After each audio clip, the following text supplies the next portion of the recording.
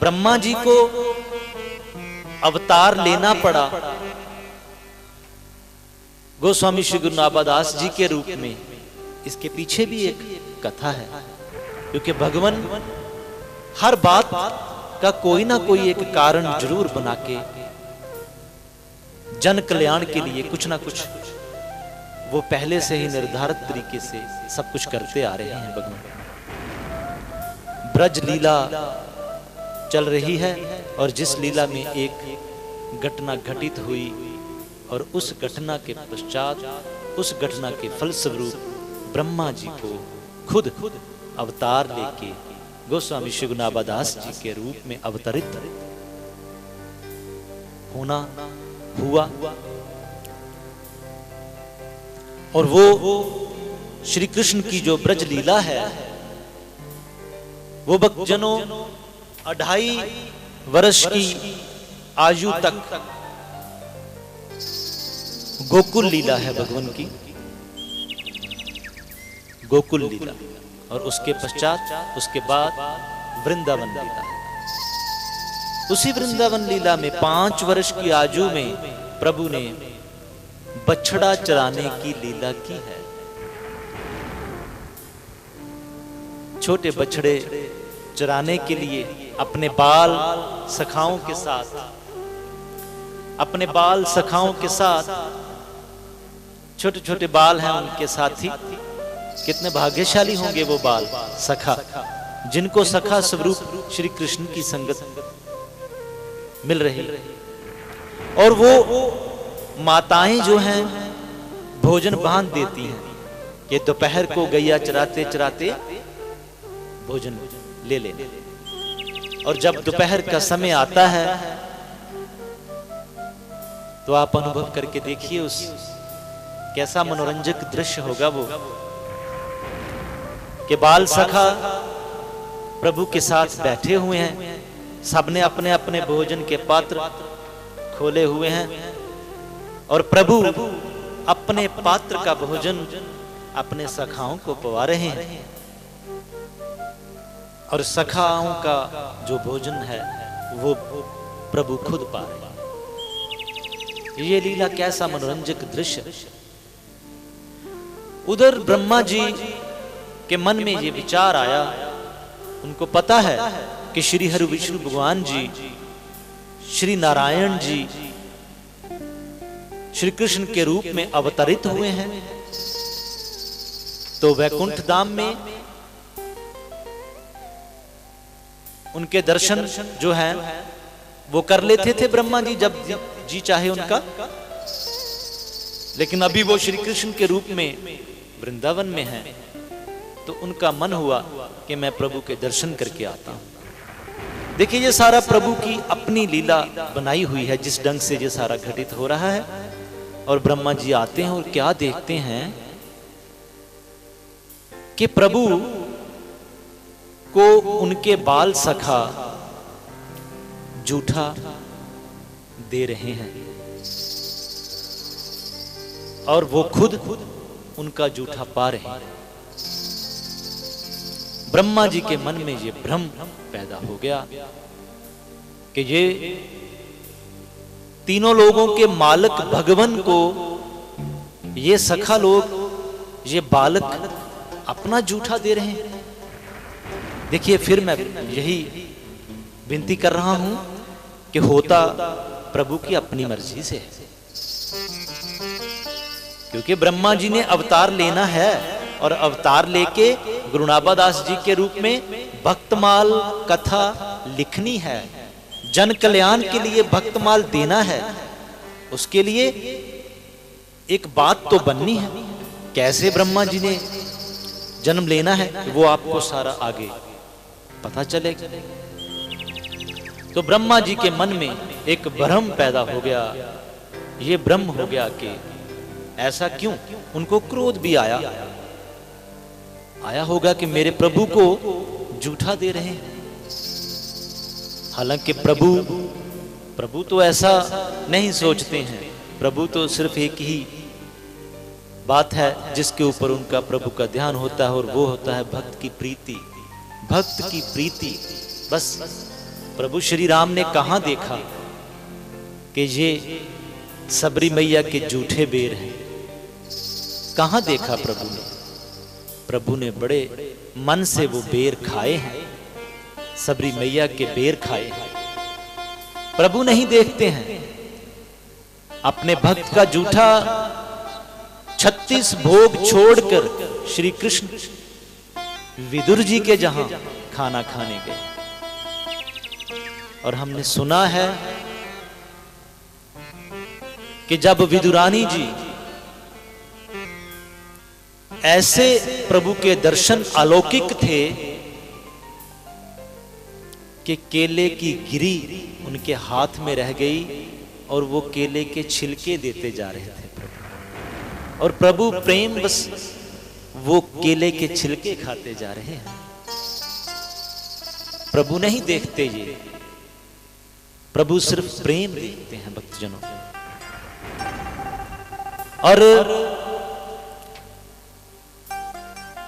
खुद रघुपति जी ये कहते हैं, कहे रघुपति सुन भामिनी बाता, मानहूं एक भक्ति कर नाता। सिर्फ भक्ति का नाता मानता हूं मैं, बाकी जाति बिरादरी कुल शारीरिक सुंदरता काला गोरा ये कुछ नहीं देखते प्रभु। सिर्फ एक ही चीज देखते हैं कि भक्ति भावना, प्रेम भावना। वही देखा प्रभु ने। पर ब्रह्मा जी के मन में जो भ्रम हुआ और उसकी वजह से उनके मन में जो गुस्सा हुआ, वो प्रभु की लीला है। तो उन्होंने ब्रह्मा जी ने जो सारी गैया थी जो चराने लाए थे बालक, वो सारी गैया गायब कर दी। वो सारी गैया गायब कर दी और गायब करके कहां पहुंचा दिए? ब्रह्मलोक में। अभी कुछ सखा लोग आए और आके बोलते हैं कि प्रभु हमारी गैया तो वहां नहीं है, हमारे बछड़े तो यहां नहीं है जो हम चराने लाए थे। प्रभु ने बोला कि आप बैठो, आप भोजन का प्रसाद ग्रहण कर रहे हो, आप अपने आसन से मत उठो, मैं जाके देखता। प्रभु खुद देखने गए और जाके देखा कि बछड़ा गायब है। वहां से वापस आए और वापस आके देखा तो ब्रह्मा जी ने उनके सखाओं को भी गायब कर दिया। जब तक भगवान उधर से आए देख के, तो आते समय देखा आके तो सखाओं को भी गायब कर दिया।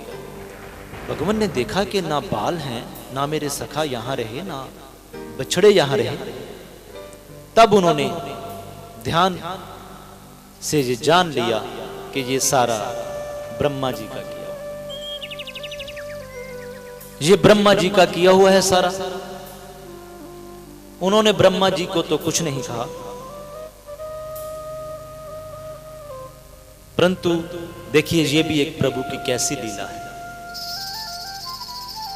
कि उन्होंने जितने बाल थे, जितने उनके मित्र सखा थे, उन सब का रूप अपना रूप बना लिया। आप वो खुद, वो दोस्त, वो सखा बन गए, खुद बन गए। सारे सखा उनकी शक्ल के, उनकी शक्ल के, उनके रूप के बाल सखा का रूप ले लिया श्री कृष्ण ने। और सखाओं का तो रूप लिया ही, साथ ही उन्होंने बछड़ों का भी रूप ले लिया। बछड़ों का भी रूप उन्होंने धारण कर लिया खुद ही। ये लीला क्यों की? आप जानते हैं ये लीला क्यों की? क्योंकि ब्रज की जितनी भी माताएं हैं जो श्री कृष्ण को प्रेम करते हैं, देखिए ये बहुत बड़ी बात है। जरूरी नहीं है कि जिस युग में भगवान होते हैं उनको पहचान ही लेते हैं सभी। मंथरा जी, आप जानते हैं मंथरा जी प्रभु के घर में ही विराजमान थी, प्रभु श्री राम के घर में ही विराजमान थी, परंतु प्रभु श्री राम से ही बैर कर बैठी।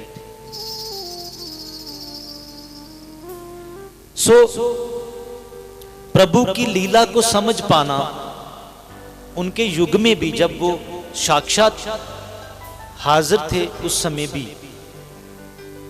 हमेशा हाजिर रहते हैं। प्रभु की लीला प्रेम से ही समझी जा सकती है। और उस समय जब वो खुद बने हुए थे ग्वाल, बाल और बछड़ा, इसलिए बने थे क्योंकि जो श्री कृष्ण को देखती थी जितनी माताएं, और देख के महसूस करती थी कि मेरा लल्ला भी श्री कृष्ण होना चाहिए था, मेरा पुत्र भी श्री कृष्ण होना चाहिए था, इसलिए वो अपने पुत्रों को, जो श्री कृष्ण के बाल सखा है, सारे ब्रज के सखा तो उस समय भी श्री कृष्ण के साथ नहीं जाते होंगे, जिनके मन में उनके लिए प्रेम है वही जाते हैं, और जिन माताओं के मन में पुत्र रूप में प्यार है श्री कृष्ण के लिए वही जाते होंगे। तो जो सभी माताएं श्री कृष्ण को पुत्र रूप में प्राप्त करना चाहती हैं, जो गैया श्री कृष्ण को अपने बछड़े के रूप में, अपने पुत्र के रूप में प्यार करना चाहती हैं, उन्हें प्यार दुलार से चाटना चाहती हैं, उनको अपना दूध पिलाना चाहती हैं, उन सभी की इच्छा पूर्ण कर दी श्री कृष्ण ने। जितने सखा थे, कैसी लीला है, ब्रह्मा जी ब्रह्मलोक लेके गए हैं तो सभी सखा श्री कृष्ण खुद बन गए, सभी सखा श्री कृष्ण खुद बन गए, सभी बछड़े श्री कृष्ण खुद बन गए, सबकी इच्छा पूर्ण करते हुए। और ये जो पूरी लीला है ये 1 वर्ष तक चलती रही भक्तजनों, और इसी 1 वर्ष में एक लीला और कर दी, एक लीला प्रभु ने और कर दी। वो क्या लीला थी कि नंद बाबा जी के जो पुरोहित थे शाडिल्य जी उनको कहते हैं कि महाराज ये संवत बहुत सुंदर संवत है, ये बहुत अच्छा समय चल रहा है, बहुत शुभ योग चल रहा है। इस योग में, इस संवत में सभी सखाओं का विवाह कर देना चाहिए। ठीक है, कर दीजिए, जरूर करेंगे। तो आप देखिए, जो गोपियां श्री कृष्ण को अपने प्रेम के रूप में पाना चाहती हैं, उस वर्ष तो जितने भी सखा हैं, आप जानते हैं वो कौन है? वो तो खुद श्री कृष्ण है। और उस वर्ष ब्रज की जिन जिन गोपियों का विवाह उन सखाओं के साथ हुआ, तो आप भी बताइए कि उन गोपियों का विवाह किसके साथ हुआ? खुद श्री कृष्ण के साथ।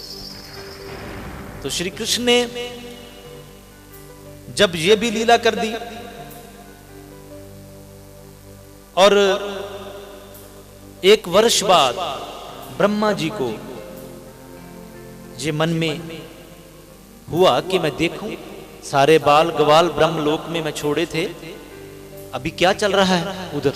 और जब वो नीचे आए, वृंदावन में एक ब्रह्म कुंड नाम का स्थान है जो आज भी है, उसी ब्रह्म कुंड के स्थान पर जब वो आके देखते हैं, उस ब्रह्म कुंड का भी सही कैसे ब्रह्म कुंड बना वो भी आप सुनेंगे। जब नीचे आए ब्रह्मा जी तो आके देखा कि बाल भी सारे वही हैं, सखा लोग भी वही हैं, और बछड़े भी वही हैं।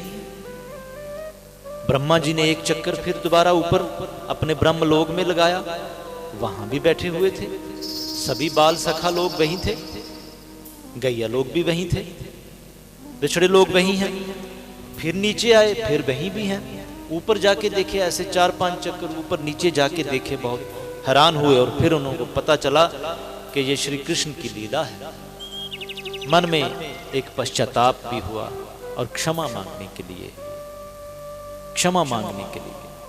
श्री कृष्ण के पास आए हैं वही ब्रह्मकुंड स्थान था। और कहते हैं कि निरंतर अश्रुओं की धारा उनकी आंखों से बहने लगी। ब्रह्मा जी की आंखों से निरंतर अश्रुओं की धारा बहने लगी और उनके 4 मुख और 8 आंखें जो हैं ब्रह्मा जी की, उनमें से निरंतर अश्रुओं की धारा जो बही, उससे एक कुंड बन गया और जिसको कहा गया ब्रह्म कुंड। वो आज भी ब्रह्म कुंड विराजमान है वृंदावन में। क्षमा मांगी प्रभु से, प्रभु कहते हैं कि मैं ब्रह्मा जी आपको क्षमा करता, बहुत बड़े बड़े अपराध मैं क्षमा करता हूं। इंद्र का अपराध भी मैंने क्षमा किया है। जब इंद्र ने बहुत तूफान जब आया, मारने का प्रयत्न था ब्रजवासियों, इतना बड़ा अपराध, लेकिन प्रभु ने जब गिरिराज पर्वत उठा लिया और सभी ब्रजवासी उसी गिरिराज के पर्वत के नीचे, कितने दिनों तक निरंतर बारिश तूफान रहा और गिरिराज पर्वत के नीचे रहे वो सभी भक्त। लेकिन उनकी जो ये कोशिश थी इंद्र जी की, प्रभु की लीला ही होती है, तो जो उस कोशिश का फल हुआ वो क्या हुआ? उस कोशिश का फल क्या हुआ कि भक्त और भगवान मिल गए, गिरिराज पर्वत के नीचे निरंतर मिल गए। वो कितने दिनों तक अपने प्रभु के साथ उनका मिलन रहा, इकट्ठे रहे। लेकिन ब्रह्मा जी आपके जो आपने ये कर्म किया है, मेरे बाल सखाओं को और बछड़ों को मुझसे 1 वर्ष तक दूर रखा आपने अपराध तो छोटा है, लेकिन फल उसका क्या हुआ कि मेरे सखा और मेरे जो बछड़े थे वो मुझसे 1 वर्ष तक दूर रहे। इसलिए आपको पृथ्वी लोक पर जन्म लेना होगा कलयुग में, और जन्म लेके जन कल्याण के लिए उन्हीं भक्तों का यश गाना है, उन्हीं भक्तों का यश आपने गाना है। जिन भक्तों को मुझसे दूर किया है, तो आप भक्तों का यश गाएंगे तो फिर ही ये जो आपका अपराध है वो क्षमा योग्य हो जाएगा। तो ब्रह्मा जी तो वेदों के ज्ञाता हैं, ये तो विधि का विधान था, ये ऐसा हुआ। और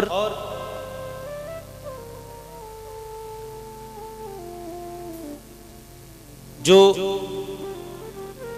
प्रभु उस लीला में कह रहे हैं कि आपने मुझसे दूर किया मेरे भक्तजनों को, मैं अपने भक्तों की प्रीति के ऊपर ही हमेशा ध्यान देता हूं, आपने मुझसे दूर किया उनको, तो इसलिए आपको भक्तमाल भक्तों का यश लिखना होगा कलयुग में जन्म लेके। ऐसे गोस्वामी श्री गुरु नाभादास जी का लगभग कोई आज से 500 वर्ष पूर्व, आज से 500 साल पहले